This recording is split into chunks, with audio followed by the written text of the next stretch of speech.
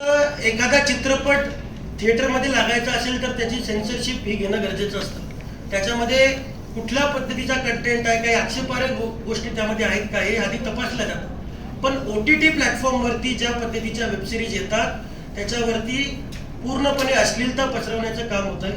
त्याच्यावरती सेन्सरशिप ही आली पाहिजे आणि कुठेतरी आपल्याला ही सेन्सरशिप आणून या अशा पद्धतीच्या अश्लीलतेला आळा घालण्याची गरज आहे असं आम्हाला वाटतं.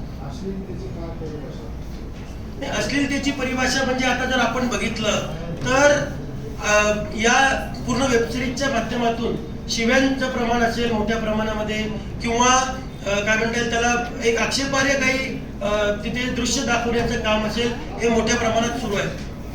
आणि या सगळ्यामध्ये बळी कोण पडतंय तर विद्यार्थी आणि युवा पडतोय. त्यामुळे मला असं वाटतंय की याच्यावरती सेन्सरशिप आणणं गरजेचं आहे. ही चिंताजनक गोष्ट आहे. आम्ही त्यावेळी शासनाकडे पाठपुरावा करून या विषयामध्ये काम करणार आहोत. मागच्या वर्षीच्या ह्याच्यामध्ये आपण बरेच मुद्दे घेतले होते. शुल्कवाढीचा एक विषय घेतला होता, बोगस महाविद्यालयांचा विषय सुद्धा आपण घेतला होता.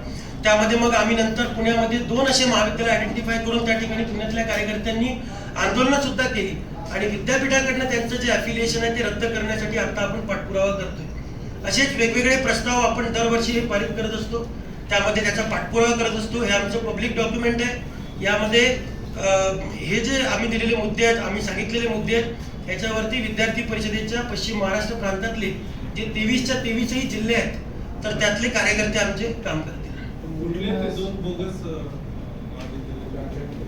एक जे महाविद्यालय आहे ते म्हणजे आपण उल्लेख करायचा की नाही, आपण जर आसमा महाविद्यालय जे आहे ते वारज्यामध्ये आहे, त्या ठिकाणी विद्यापीठाच्या परवानगीशिवाय अतिरिक्त शुल्क घेऊन जे कोर्सेस आहेत जे विद्यापीठाच्या यादीत कुठेच नाही आहे असे कोर्सेस देण्याचा दावा त्या महाविद्यालयाच्या माध्यमातून सुरू होता.